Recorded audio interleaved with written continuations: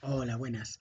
En los vídeos pasados hemos estado hablando un poquito de la capacidad de representación semiótica, de cómo utilizamos esas representaciones para comprender el mundo y actuar sobre él, y cómo estas representaciones van cambiando a lo largo del tiempo, especificando dominios y haciéndose más potentes de manera que podemos explicar mejor aquello que acontece. Quizá lo que queda por explicar de lo que son las representaciones sería precisamente el cambio representacional, es decir, cómo se pasa de una representación menos potente a una más eficaz para explicar lo que acontece. ¿Vale? Entonces hoy vamos a profundizar un poquito sobre eso y sobre cómo se puede trabajar en las escuelas o en las aulas para potenciar un poquito el conflicto cognitivo, ¿no? Que es lo que en realidad el profesor puede tratar de hacer, ¿no? El profesor no genera conflictos cognitivos, sino que lo que hace es plantear situaciones o estructuras de aprendizaje en las que el niño pueda generar esos conflictos cognitivos. Bueno, pues lo primero que tenemos que entender es que cuando hablamos de cambio representacional tenemos varios elementos. Por un lado tenemos, digamos, lo que ya se ha ido construyendo, esas herramientas intelectuales que vamos teniendo y vamos construyendo a lo largo del desarrollo y que, como decíamos, nos posibilitan construir tipologías de representaciones. ¿Vale? Es decir, que las representaciones que construyen los niños de 8 años van a tener una serie de características diferentes a las que pueden construir, ¿no? Los niños de 16 años, ¿vale? Si os acordáis del último vídeo, ¿no? Decíamos que el avance evolutivo en la representación tiene tres dimensiones, ¿vale? De lo superficial a lo profundo, de lo estático a lo dinámico y de lo concreto al abstracto, ¿vale? De manera que las representaciones, digamos que están más entre los 6 8 años, ¿no? Pues estarían más cerca de concreto, ¿no? De superficial, de manifiesto, ¿no? Que no está tan basado en procesos. Y poco a poco vamos a ir cambiando esa estructura representacional que va a ser más compleja, va a haber más inferencias, va a estar más basada en procesos ocultos y en aspectos abstractos que nos permiten realizar generalizaciones. ¿Vale? Entonces eso es muy importante porque nosotros podemos proponer como profesores pues unos conceptos complejos como podrían ser los que tienen que ver con la formación de la Tierra, ¿no? La forma de la Tierra y la gravedad y la situación de la Tierra en el espacio, dando una mera información, ¿vale? Pero un niño de 6 años la va a poder reelaborar, asimilar de una manera muy diferente a como la puede asimilar uno de 16 años con toda la experiencia que ha tenido de reconstrucciones, de conflictos cognitivos y de construcción de unas herramientas intelectuales que le permiten acceder a aspectos de esa representación más complejos, más sistémicos, más profundos, más abstractos, que no puede acceder un niño de 6 años. ¿Vale? Entonces eso es lo primero. Y luego también, pues, de las características del sistema o del fenómeno al que estemos haciendo frente. ¿Mm? Si lo que nosotros proponemos es una información lineal, va a ser muy difícil que, que, que haya una reelaboración o un cambio representacional. En cambio, si nosotros lo que ponemos es una situación en la que el estudiante tiene que poner a prueba sus explicaciones, pongamos el ejemplo que a mí me gusta mucho, ¿no? El de la flotación, ¿no? Que no hay, para descubrir el principio de Arquímedes, no hay, digamos, una instrucción directa por parte de un docente, sino que lo que das es un montón de materiales, de objetos, un recipiente con agua y el estudiante tiene que, pues, proponer cuál de ellos van a flotar, cuál de ellos no van a flotar, por qué, y ir haciendo experimentación, ¿vale? Ahí pues tiene una capacidad, es muy rico, que no es lo mismo que explicarle el principio de Arquímedes, sin más, que lo puede interpretar de una manera totalmente informativa y ya está. ¿Vale? Entonces, estos dos elementos nos van a permitir ir cambiando las representaciones. Las representaciones lo que haces es que los elementos que la estructura representacional que tú tienes en la cabeza, pues va a intentar asimilar, ¿no?, los elementos que hay en la situación que quieres explicar. Si no consigues asimilar esa estructura, esos fenómenos, ¿vale? Es decir, si tus esquemas representacionales no se acomodan, tampoco pueden acomodarse a ese fenómeno, a la estructura de ese fenómeno, entonces va a haber ahí eh, un desequilibrio, ¿vale? Que tiene que intentar resolverse si eres consciente de él y tienes capacidad para poder resolverlo. ¿Vale? Es decir, en ese caso lo que ha habido es en la situación se ha generado una perturbación que ha perturbado tu estructura representacional y puede dar lugar a un cambio representacional, ¿vale? También puede ocurrir que hayamos asimilado una serie de estructuras representacionales en nuestra cabeza y hayamos construido unas ideas, unas representaciones sobre un fenómeno y al compararlas con otras representaciones u otras ideas que tenemos en la cabeza, haya un conflicto porque son incompatibles. ¿Vale? Y entonces eso también nos puede generar una desestabilización y dar pie a un conflicto cognitivo que pueda resolverse en pos de una nueva representación de mayor potencia, ¿no? Cuando nosotros tenemos una situación que desequilibre a nuestra estructura, podemos responder de tres formas diferentes, ¿vale? Lo que Piaget llamaba reacción alfa, reacción beta y reacción gamma.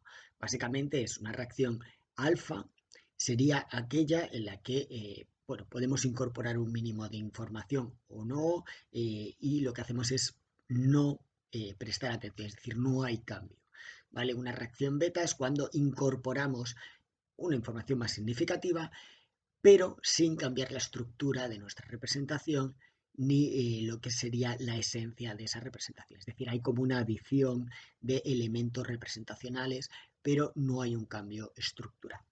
Y finalmente, una reacción gamma es cuando esa perturbación ha generado un conflicto cognitivo fuerte que ha desestabilizado por completo nuestra representación y hemos podido reelaborarla, ¿vale? De una manera diferente, reorganizando esa estructura, especificando más el dominio, cambiando los propios elementos representacionales, de manera que hemos generado una nueva representación diferente y más potente que la anterior, ¿vale? Entonces nosotros lo que buscamos con la educación, ¿no?, el proceso de enseñanza, aprendizaje, es que el aprendiz, cuando aprende, haga cambios representacionales que conlleven esta reacción gamma de la que estamos hablando. ¿Esto es sencillo? No, es muy complejo, ¿vale? Es muy difícil, es decir, el estudiante o el aprendiz o el niño o el adulto tarda mucho tiempo en generar ese cambio representacional, tiene que tener muchas oportunidades de pensar, de reflexionar, de probar sus ideas para irlas cambiando y al final va a conseguir este cambio representacional hacia una capacidad más potente, ¿vale? ¿Cuándo se produce este cambio representacional? Pues cuando hay una situación conflictiva, como hemos dicho, es decir, un conflicto cognitivo, y ocurren cuatro situaciones, ¿vale? La primera es que la representación que tienes en ese momento es ineficaz para explicar o para resolver el problema o para afrontar el fenómeno que tienes delante. Y esto es necesario porque estamos diciendo que es un esfuerzo muy grande, ¿vale? Algo que demanda mucha energía, mucha dedicación, mucha atención. Por lo tanto, si nuestra representación no fuese inválida, pues no haríamos ese cambio representacional. Tiene que ser posible, es decir, que nosotros la pongamos en práctica, que veamos que funciona, que está teniendo eh, viveza para poder afrontar esa nueva situación, ¿no? Que es eficaz, es potente. Luego también que sea, o sea, no solamente sirva para resolver esa situación, sino que además sea coherente con lo que las otras ideas que nosotros, las otras estructuras representacionales que tenemos en la cabeza y finalmente que también, y esto es muy importante, sea prometedora. Es decir, esa representación o esa nueva estructura representacional parezca útil para resolver nuevos tipos de problemas mucho más eficaces, no, mucho más complejos y por lo tanto sea prometedora para hacer ese cambio. Por poner un ejemplo, ¿vale? Cuando estamos hablando de la contaminación, si nosotros estamos en rasgos muy manifiestos, estamos en rasgos muy locales, ¿vale? En efectos muy locales, ¿vale? Cuando damos ese salto a procesos ocultos que implican eh, pues contaminación global y procesos paulatinos acumulados a lo largo del tiempo, esa explicación es muy prometedora para explicar tanto el cambio climático como otros fenómenos de contaminación, como otros fenómenos diferentes, ¿vale? Que como pueden ser las enfermedades o incluso de otros dominios sociales, los otros dominios, como puede ser el social, que podría ser la economía, ¿vale? Entonces, es una representación mucho más prometedora. Si nosotros estamos dando el salto y vemos esa posibilidad, es más fácil que podamos tener ese cambio representacional. Y ahora la pregunta es, ¿qué podemos hacer los profesores para generar ese cambio representacional? Bueno, pues a mí me gusta mucho el trabajo de una investigadora que se llama Eleanor Duckworth, que tiene un libro que se llama eh, algo así como cómo generar ideas maravillosas en los niños o las ideas maravillosas de los niños o algo así, ¿vale? Ideas maravillosas en niños.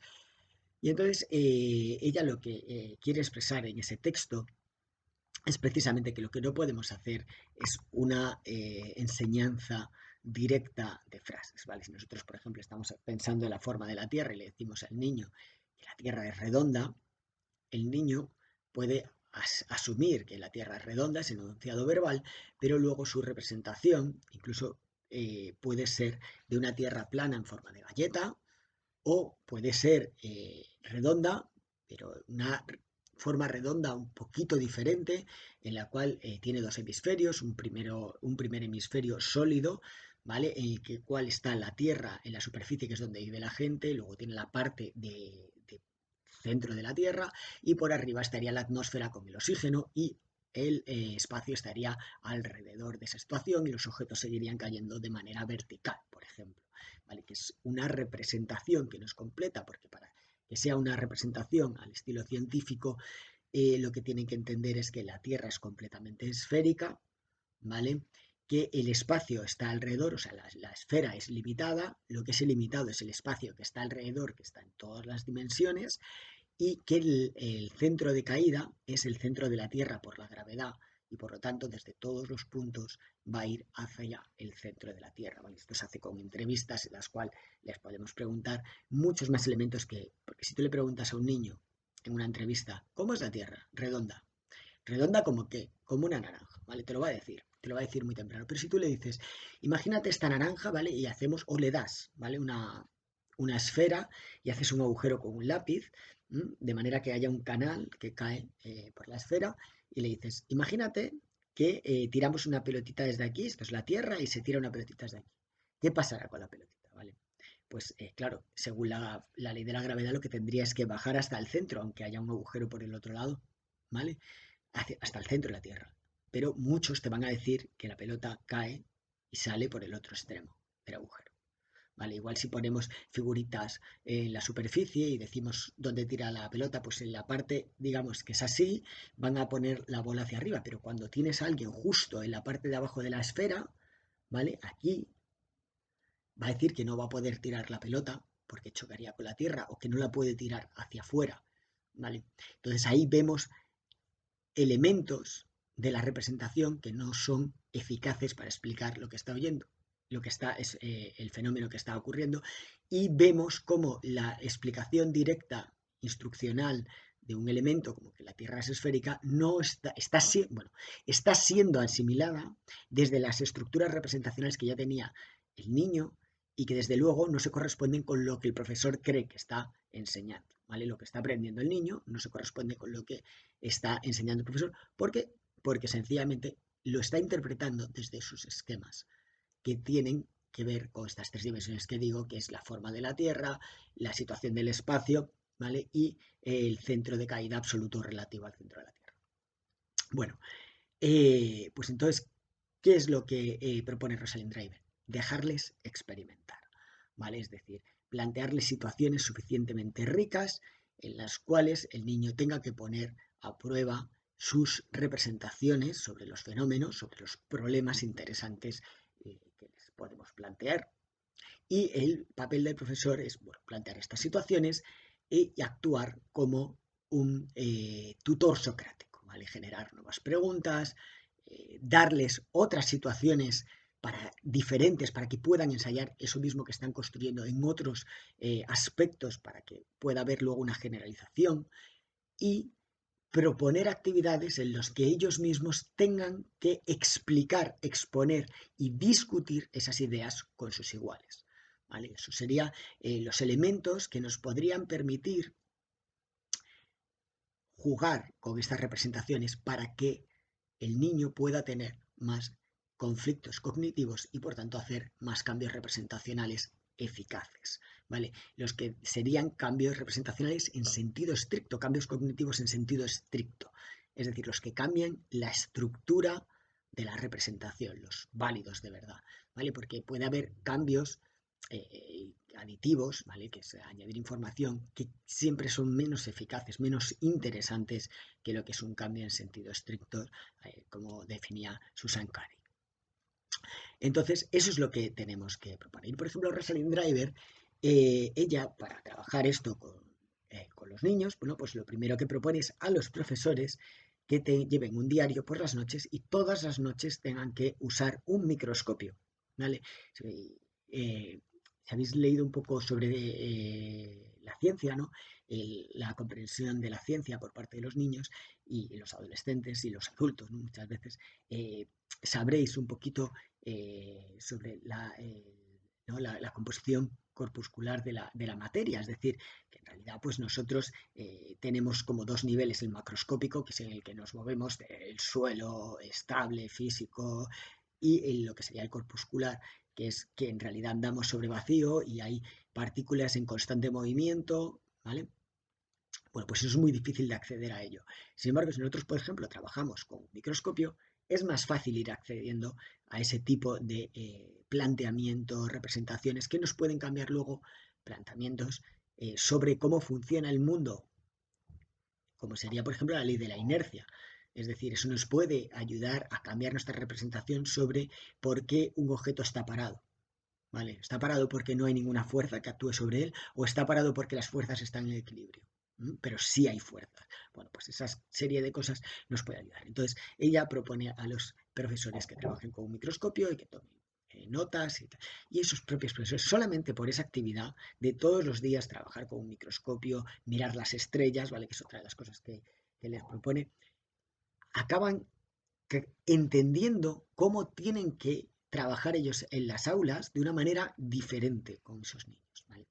Hay dos ramas de la pedagogía que son muy bonitas, que una es son muy congruentes con esto, que son formas de poder trabajar en las aulas, que sería el aprendizaje basado en problemas, es decir, tú planteas una situación problemática y no das una explicación de verdad, ¿vale? Tú no le das la verdad al niño, sino que dejas que ese niño ponga a prueba su forma de resolver ese problema. Y a partir de los errores y los fracasos que va cometiendo y los aciertos que va teniendo, ¿vale?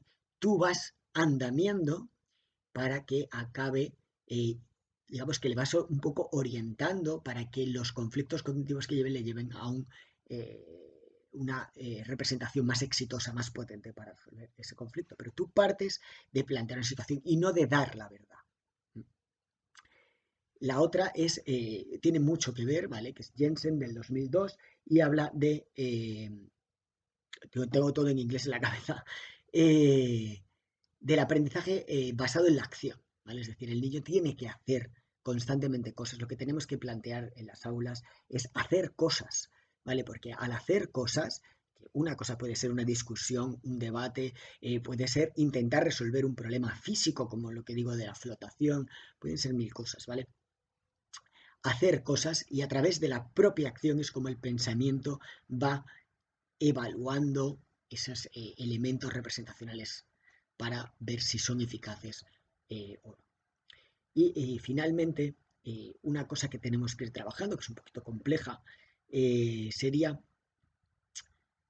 que para poder tener algún tipo de cambio representacional significativo, tenemos que acceder de alguna manera a nuestra representación, de manera que tenemos que progresivamente tratar de ir haciéndolo lo más explícito, ¿vale? Es decir, lo que está implícito, porque muchas veces cuando construimos representaciones sobre los fenómenos que nos rodean, ese conocimiento está implícito en nuestra mente, ¿vale? Entonces hay un proceso cíclico que describió muy bien eh, Karmilov Smith, que, bueno, la teoría es mucho más amplia, ¿vale? Pero lo que nos atañe sería la reescripción representacional, que es un proceso iterativo de 3 fases en la cual vamos haciendo una serie de procesos, ¿vale? Primero centrándonos en lo exterior, en los elementos de representación al exterior, que los añadimos directamente, prácticamente inalterados dentro, pero sin tener establecer una relación profunda entre lo que estamos añadiendo y las representaciones que tenemos internas. Un segundo proceso en el cual nos olvidamos de lo externo y entramos dentro y evaluamos esas nuevas adiciones con las representaciones que tenemos, es decir, cómo encajan, si no encajan. Y un tercer proceso, ¿vale? Que sería eso que hemos construido, ponerlo en función, en equilibrio con lo que hay en el exterior para ver que verdaderamente funciona. Esto lo vamos haciendo a pequeños pasitos, constantemente, ¿vale? De manera iterativa, y es lo que nos va a permitir ir pasando por diferentes formatos representacionales desde lo implícito hasta lo que sería más explícito para la mente, que es más manipulable, más explicitable y es lo que más fácilmente podemos modificar. ¿Vale? Bueno, pues con esto creo que podemos cerrar un poquito el tema de las representaciones. Hemos dado primero qué es la representación semiótica y cómo la usamos para poder funcionar en el mundo, las características de las representaciones y luego el cambio representacional en estos 3 vídeos que espero que hayan sido de vuestro interés y que os hayan servido para comprender un fenómeno esencial de la psicología evolutiva como es la representación semiótica y sus cambios a lo largo del tiempo. Pues muchas gracias y hasta el próximo vídeo.